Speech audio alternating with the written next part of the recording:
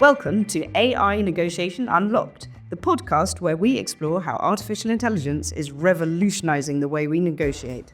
I'm Rosie Bailey, CEO of Nibble, the world's leading AI negotiation platform, and each episode I'll sit down with industry leaders to uncover how businesses can harness AI tools to scale negotiations, boost efficiency, and unlock new revenue opportunities. Now, let's begin. Welcome to the AI Negotiation Unlocked podcast. Today, we've been invited to come to Depop's offices to meet Rafe Colburn, who's the Chief Product Officer here at Depop, which is part of Etsy. I'm really excited to be able to do this in person because it's a much better way to have a conversation like this. So without further ado, let's kick off. Hi, welcome to the AI Negotiation Unlocked podcast.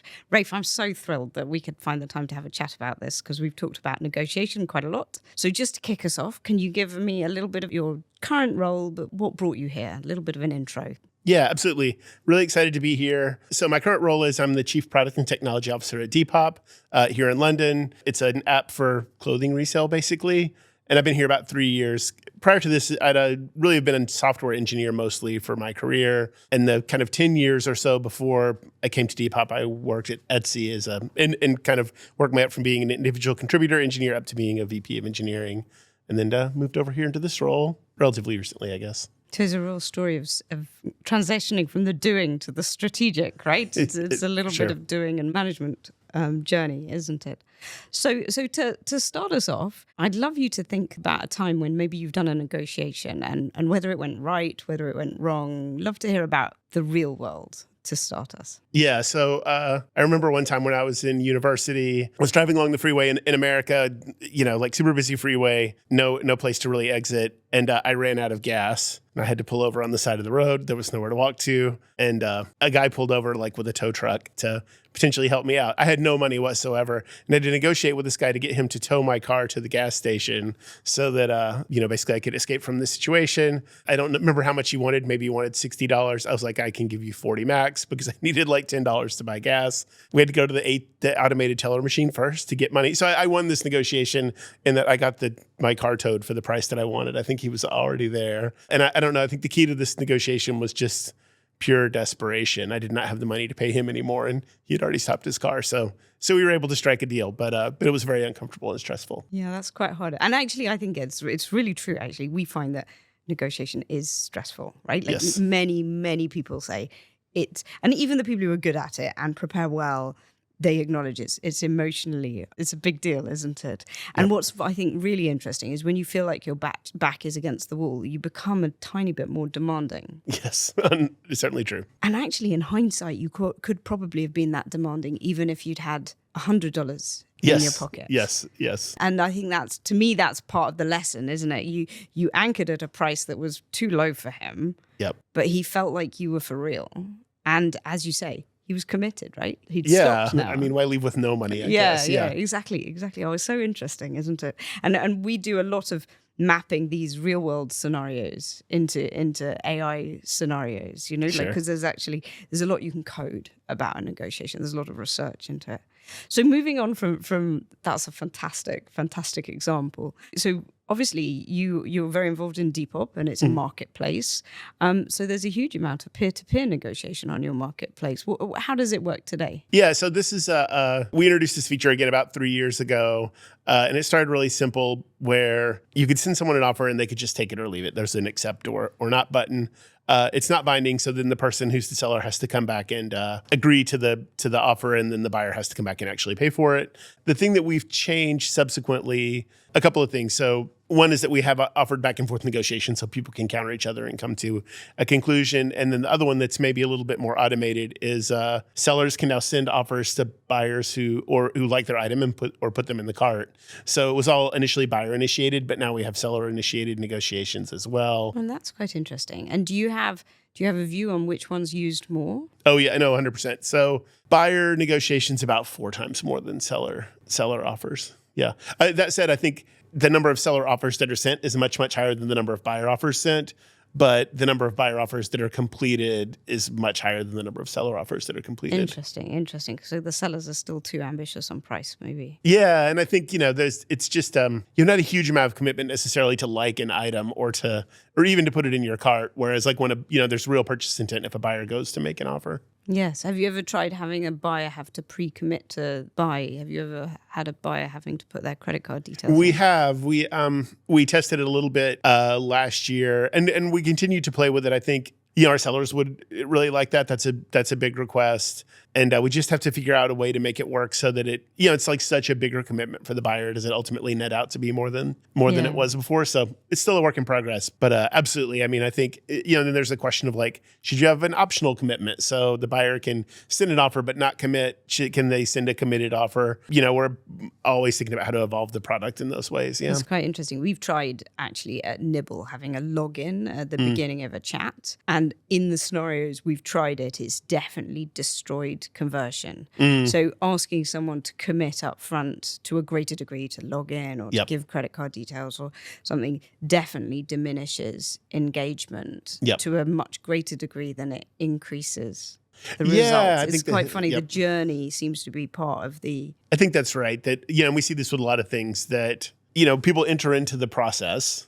We want as many people to enter into the process because once you've entered into it, you feel a little bad if you exit. And so if you make that initial bar higher, you just overall you get less than you would otherwise. And did I read rightly that a while ago Etsy was considering bringing in some sort of allowing bids, and there was a pushback from some of your sellers of craft items? This isn't. I don't think this is to do with pre-owned. I think this is. I believe they did. I don't know if it's still up and running on the app, but absolutely, they did play with price negotiation, and I agree. I don't think there was quite the same uptake, and I do think it has to do with if you look at Etsy, most of the sellers will make multiples of the same item, once they have one that sells, and so their price discovery is you kind of sell it and see if it sells faster if you change the price, whereas it's much harder on our platform because even if I have two of exactly the same pair of jeans, they're not really exactly the same, and so the price may be different. And so having a more of a negotiation just I think makes more sense when the items are more one of a kind. Yes, when you've got unique items, you need unique pricing, I suppose. Yep. Interesting. And how much do you find that people are positive about the negotiation, and how much are they negative when you talk to users, both on the buyers and the sellers? Who likes it and why, and maybe who doesn't like it and why? So the buyers generally like it, I think because it feels like you're getting a deal, and because I would say our overall negotiation platform is nicer for buyers in that they don't have to commit up front. So you can make an offer if the seller says yes, you can decide to buy it. Pretty good buyer experience. And I think, on the seller side, they really liked it when we introduced seller offers, but I think they have mixed feelings about the buyer offers because, when buyers make an offer, they accept it and then the buyer doesn't come back. It's frustrating. I think that's just true. I totally get the frustration there. And I think the other thing, and I know we might talk about automated negotiation a little bit later, but the back and forth is fine if you sell a few items a week. But if you're trying to sell hundreds of items and you have many, many incoming offers and, you have the overhead of messaging the person or, dealing with their offers, it's a little exhausting. And so, so I think, there's kind of a fair beef there. So I need some advice, actually. I've actually been trying to sell some things in the last couple of weeks. And what I've found interesting is, because I do negotiation for my job. Put a price out there and I receive an offer and I counter offer, and I've never once had somebody counter offer. Do you see what I mean? Like it seems to me that people are expecting me to accept or decline, but they're not expecting to enter into should I have given more reasons or should I just accept or decline? It's funny, isn't it? Because we're all about having a conversation, and I know, you can send photos and you can have reasons, and but it feels to me like people are not quite there yet. They're a little bit like, oh no, they want to scroll on their screen on their phone and they want to make an offer, but they don't want to really engage. I think that's true. And I think I had one counter offer that was accepted. And I think the reason it worked is I just got the notification on my phone and I countered straight away 2 minutes after they sent the offer. So they probably still had the Depop app open. They were playing around with it.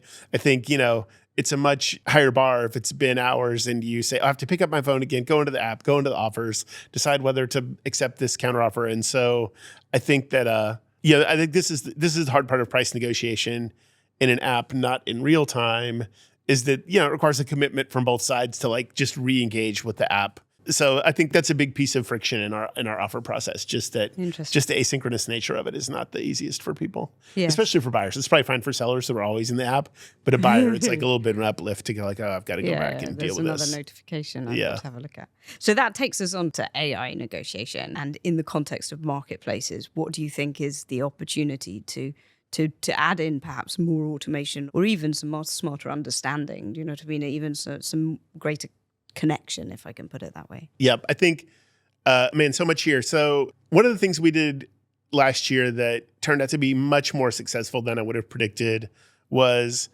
we built a very, very simple model, not even an ML model, just a mathematical model to suggest a bid to buyers. And so instead of our offer button saying make offer, now it says offer an amount. And then when you click on it, it actually gives you 3 to choose from or whatever. It's not just one. You can enter your own offer if you want to. But I think, not forcing the buyer to even think about what an offer should be helps, as does kind of anchoring that initial offer at a place that's not like a lowball offer. Oh, the other thing I should say is that sellers just hate lowball offers, which I think fair enough. And so that was really successful. So that was, I think that was kind of like maybe a first bit of automation, helping people understand how much to offer. But also, as you say, it's anchoring, right? Exactly. And we experimented this in Nibble. And when we started anchoring the conversation on Nibble's behalf, when Nibble went first, conversion went up 40%. Yep. We couldn't believe it, right? Because I think what happens is 2 things happens. If you were hoping for a price that's way out of line with that first offer, you stop the conversation straight away. You're like, oh, my expectations were wrong. And so you don't engage. But the other thing is if you were out of line, you have a chance to rethink your expectations, right? Yep, absolutely. It's very powerful, very powerful. Yeah, no, yeah. I think we saw the same thing. I mean, at 40% uplift in conversion, that would be great, but it was a nice win. And then we added like automatic sending of offers for sellers so they didn't have to go do it themselves. That was nice. That's for professional sellers, really. Presumably people who do it a lot, right? Yeah, exactly. And I think it kind of goes on from there. I could totally see us using AI to kind of shrink that gap, that asynchronous gap that I was talking about. I think you can save sellers the work. You can not let the buyers complete the negotiation while they're still in the app rather than making them come back. So I do think there's a lot of potential for it. I think the thing that I always wonder about, and maybe we'll talk about it more, is just how do you preserve the feeling, the like psychological reward for the buyer of getting a deal? Do you know, it's so funny you say that, because there's a corporate company I watch. In fact, it's Klarna, and they produced one of their reports, and then they made an avatar of their CEO deliver the results. And it was really interesting. I was a banker for 20 years. I read reports a lot, right? But I didn't want to watch an avatar. Funnily enough, and it was funny, and it was just in my heart, like if he can't be bothered to have himself videoed saying this, right. I can't be bothered to watch you. I'll just read it. That's fine, Yep. And I think with AI, it is all about, sometimes it creates a greater connection, and sometimes it actually pushes you further away, right? Yes. Yeah, I think that's right. I wonder about that. Like, we could have binding offers, and we could have sellers have an auto accept threshold, and we could have all of these things. And so I go in as a buyer and I click make an offer. And let's say I use the suggested offer amount and I make it binding. The seller auto accepts because it's when they're arranged. And literally milliseconds later, it's like, great, it's sold, it'll be shipped soon. I think buyers will be like, I'm not sure I got a good deal on that. Like, it was completed in 1 second. It just feels like there was no effort. And it's like too easy a yes or something. Yes. It's called buyer's remorse, isn't it? Right. It's like, if they accepted, I probably should have gone harder on that one. Yeah, exactly. It's obvious nobody thought about it. Like, it's just, if offers above blank, then it's like, what was blank? And they're right. Like, they probably could have made a lower offer that. And then that feels like there was a right answer. And you didn't get it. Exactly. Yeah. And what do you think? So I was about to say, so what do you think stops AI like being helpful? And I think that's your answer, isn't it? It's losing that human connection, which is what a peer-to-peer or marketplace is all about, right? Yeah, and I think it's one of those things where, I don't think it hurts much in that first negotiation. It's more like the retention of customers where they say, boy, but would I do that again? Like, okay, I got the item, but would I negotiate again, or would I do it the same way, or would I, and so I just think in a marketplace, especially a consumer marketplace, there's this tension between, can I get someone to buy something right now? And that's great, but can I turn them into a loyal customer who will buy things in the marketplace for years? That's what we really, really need. So, and then of course we run a lot of A/B tests, and they focus very much on, can we get something to buy right now? But they don't tell us that much about whether we're building a loyal customer. And so, and does anyone get interested in the story of the item, right? Like, is there anything about that, right? Like to do with, I'm proud of myself for not filling up landfill, or like, this used to be my favorite dog walking jacket. Yeah. I'm not sure, honestly. Probably a minority. I would love it if they were. less than we would like. I would love it if they were less than we would like. Yeah. Interesting. And then sort of moving out of so we talked about negotiation in the real world. Yep. We talked about AI negotiation, but moving out, sort of zooming out a little bit. I mean, we've talked in the past about where else are you excited about AI development, and where do you think it's going? I don't know if you want to talk a bit about agents, because this is something that I'm quite fascinated about. But what are you watching out there in the market that you're really excited about at the moment? Maybe it's a bit meta, but the pace of change is exciting. And I can't think of anything, at least in my career, where we've just seen, there's news every week, every month. That's like, this changes things. And so it's hard to keep up with. I think, if you're inside a company, you can't just jump on every little thing that comes out. But I think the fact that it's changing fast is exciting, but also a little bit of a cautionary tale, because we say, we're going to go all in on what's happening today. Well, what's happening today may be irrelevant 3 months from now. And so, so it really, I think, demands that we're nimble. I think, in terms of like specific things that I'm excited about, I mean, as an engineer, even though I think it's a little scary for people in the engineering field, I'm really excited about what AI is doing for coding. I think, and maybe it's the kind of engineer I always was. I wasn't a person who memorized lots of things. I was more of a problem solver.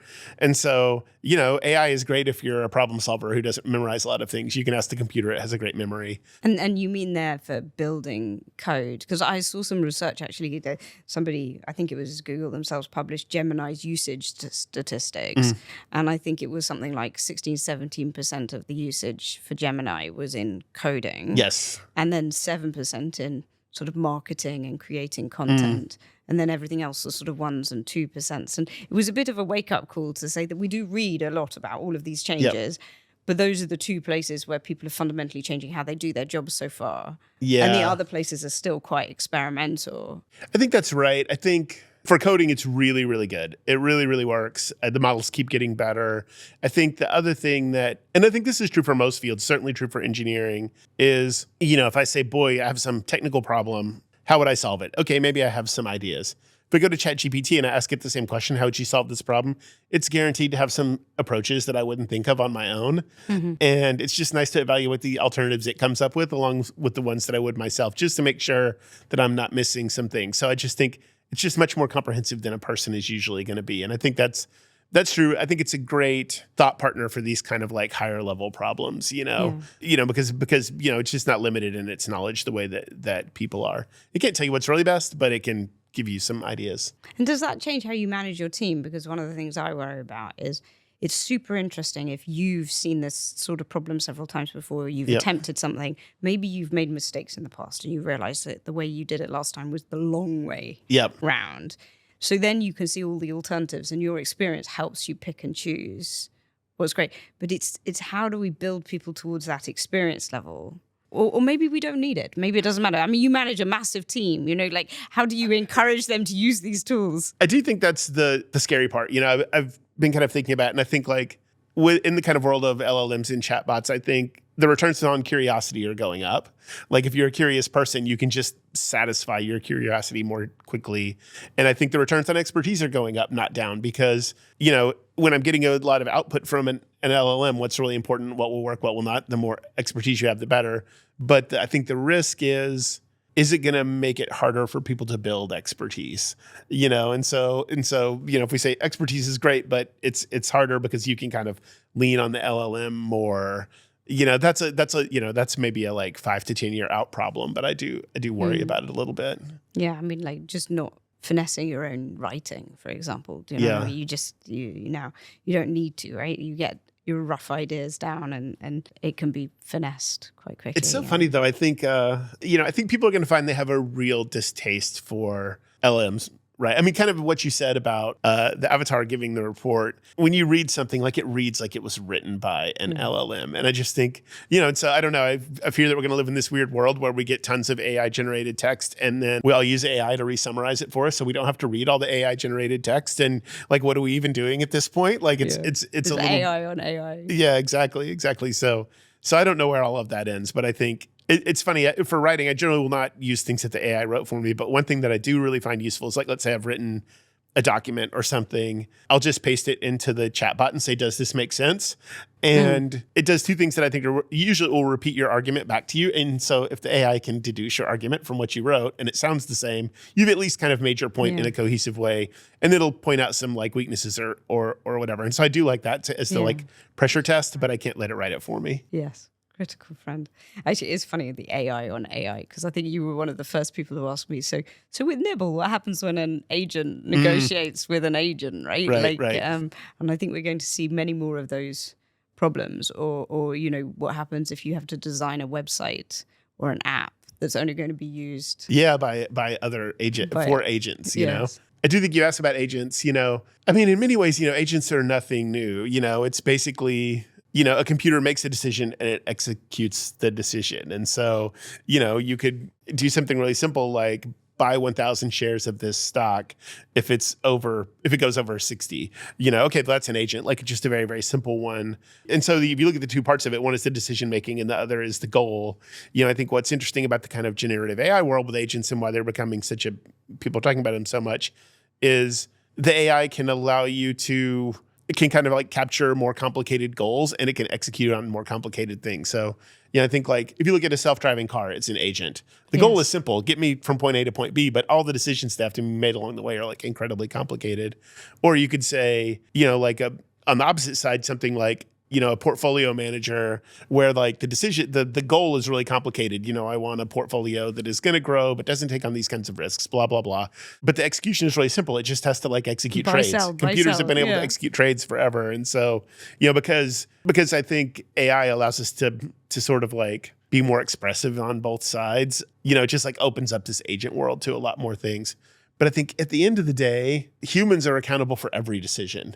And so AI is probabilistic. Which decisions are people really going to feel comfortable really delegating to a computer? Like, I think that will always be a little fraught. I don't know. Yeah. I think, people are going to be on TV because they allowed an AI agent to make a decision that was disastrous for a business or for people's health or whatever. Or maybe was the same as they would have let someone in their team, but somehow we judge them more harshly, right? Yeah. Like if a self-driving car causes an accident, you judge it more harshly than if somebody made a mistake driving, a person made a mistake. So I think we have a different set of criteria that we put against an agent than we put against a person making an unfortunate mistake. No, I mean, I think that's true. I mean, I know there's like more and more research coming out that like, the self-driving cars are fantastically more safe than humans are. The computer never stops paying attention. It doesn't stop and read a text. It doesn't do all of these things. But I think people still think they're scarier. It's interesting. It's funny, isn't it? I hate driving, so I'm quite pro self-driving cars. But yes, I agree. Like you just I think you hold it to a much higher standard, don't you? Yeah, absolutely. It's inevitable. Thanks very much for all of that forward-thinking discussion. But sometimes it's just nice to work out how we get things done, And so when you're thinking about new developments here at Depop or how you implement a new tool or a new way of working, what are the best ways of getting it done? How do you motivate the team? How do you reprioritize? Yeah, a great question. I think a few things. I mean, the first is, people enjoy doing things more. I think they adopt them more readily, if they're participants in the decision and they have a choice. And so, I found the least effective way is to just tell people they should do something. I think, every job is a sales job, and I think, if you're having trouble selling something, there's some feedback in there for you about why people don't want to do it or whatever. I think specifically when it comes to AI, technology, things like that, I'm a huge believer in the technology adoption curve. There was this like famous book, Crossing the Chasm, about product marketing that talks about, early adopters and then like early majority and then the majority or wherever.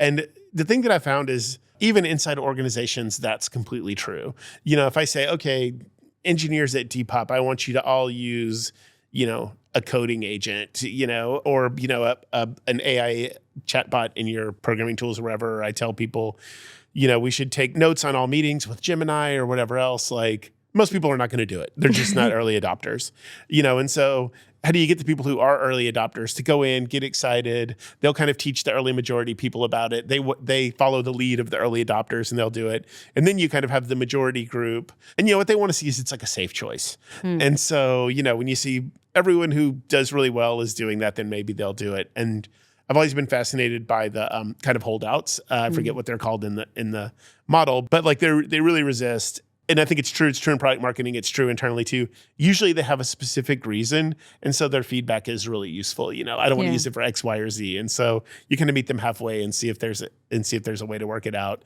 But I think even though that's like for companies and startups trying to launch a whole product, I find that kind of model for thinking about change is useful for anything. Have you used that recently? Have you got a specific example? I think one that we're still trying to get to early adopter is something like, and this is like really deep in the engineering world, but feature flags, their way of kind of releasing software. We use them really commonly. They're like very mainstream at Etsy, but still not super commonly used at Depop. And so I think I probably tried the way that doesn't work for a while, which is like, hey, everybody should just use feature flags. Did not work. So now I'm kind of like working with more that, can I get some early adopters and get some successful use cases, and then maybe more people will do it. A friend of mine who works in a digital transformation, a big firm, he's got a phrase, he calls it Sherpa. And he says, I'll be the Sherpa. I'm going to do the feature flag, and I'm going to do it vociferously. I'm going to climb the mountain for you. Right. And I'm going to celebrate being at the top of the mountain until everybody in the team says, okay, I get that. That's pretty cool. And those are your early adopters, aren't they? Yep. And they're so powerful. And you sit in the senior management team, and I think we all know that behind closed doors, boards of directors are saying, especially people who don't know as much about technology as you, saying, I've heard about AI. We've got to use it. I mean, and we don't want to get left behind. And should we be working towards a workforce that's 80% of the size of the workforce we've got today? Yep. Do you subscribe to that? Yeah. I mean, first thing I think I would say about that is I do think one thing that's really a recent change is probably at any company. I think part of the CTO's job is to offer some guidance and meet people halfway about it. It's one of these things, it's so much in the news. And I think, how do you kind of explain technology to the rest of the company or the rest of the leadership team in a way that kind of, sets expectations well? And I think, how transformational is it going to be in terms of like workforce changes? I think it's still too early to tell, and I think for specific tasks, amazing for so many things. But at the same time, there's this study in productivity, and they looked into how much AI chatbots help with developer productivity overall. And I think what they found is that like it does help you write programs faster, but it's mostly not writing code that takes up an engineer's day. And so, you look at the nature of the work as a whole, and even if it makes this one aspect faster, it's not leading to these crazy gains. And so I think at the company level, I think we should be optimistic that it's going to change things, but it's hard to predict. I think, on the other hand, if I'm giving people individual advice, I would say 100% figure out how it will make you more productive. Yeah. Like, because I do think it, even if it isn't on average, I think there are people who are going to find that it just makes them far better at their job. And then, you'll be able to compete for better jobs and you'll be able to perform better in everything else. So, and personally, I'm not a deep technologist, right? Like, I don't come from that background. But this is a wave of technology that there are so many accessible tools, right? There's so many free tools, so many websites you can just go to, so many ways you can experiment with it that you can at least have your own view, right? You can have an opinion saying, well, that didn't work very well for me, and why, Yeah, and I think, that's the in many ways, one of the most interesting things about it is I don't know that we've ever had such powerful technology that is so easily accessible to the masses. I think, you can imagine, I mean, literally it was maybe a year or two ago. We were in Portugal, we were at a restaurant, there were a bunch of dishes on the menu I didn't know. And I took a picture of the menu and pasted it in ChatGPT and I said, just describe all these dishes. Wow. And it described them all. It was really, really, you're a few seconds away. And like a couple of years ago to have something similar, that would have been an app that someone had to build on their own. You would have had to hire a team of data scientists. You had to test it massively. So suddenly these like ML capabilities that, were out of reach for even most startups are now literally on the phone for anybody who wants to download an app. It's just like a massive change. And so I do think it's going to change the nature of work a lot, but how, I think, we'll see. The other thing I think I would say is like, to like CEOs or to board members or whoever is like, boy, we really need to make space for people to learn and take a really experimental attitude. I think trying to say this is amazing and here's how we're going to use it is wrong. It's like, this is amazing. Let's figure out amongst ourselves how we're going to use it and what we can get out of it is probably the right way. That's good advice. And so then I just want to say thank you so much. Like, I learned so much when we chat, and I really, really enjoyed learning from you today. Just one last favor, if you can do it for the audience, is just what's one negotiation tip that you would give? So this is one that works for me. It's very hard for me to negotiate on my own behalf. And so even if I have to make up the thing that I'm negotiating on behalf of, it's still better for me. So I can remember actually lost this negotiation, but like the first time I really realized this was had gotten an offer for a job and I really wanted to take it. And my wife had honestly told me, like, you need to make more money if you're going to take this job. And so, I was able to go to them and say, like, I'd be fine with the amount of money you're offering me. It's not me, but my wife says I need more money if I'm going to take this job. And like the fact that it didn't feel like it was totally self-oriented made me a little bolder in my negotiation than I would have been otherwise. And so like, in the same way, like I don't want to go to my boss and ask for a raise, but I'm happy to ask for raises for people who report to me, and I think, so for me, it's being a proxy for somebody else, kind of making myself the middle person works better than negotiating in a self-interested way. Yes, it gives you a reason and it makes you feel emboldened, yes, doesn't it? Yeah, absolutely. That's a fantastic piece of advice. Well, Rafe, thank you so much for joining us on AI Negotiation Unlocked. It's been a pleasure. No, thank you. Amazing. It's really been fun. Thanks for listening today to AI Negotiation Unlocked. If you're ready to take the next step in transforming your business operations and scaling your negotiations with AI, be sure to subscribe and leave us a review wherever you listen to podcasts. Want to learn more about how Nibble can empower your business? Visit us at nibbletechnology.com or follow us on social media for updates and insights. Stay curious, keep innovating, and we'll see you next time on AI Negotiation Unlocked.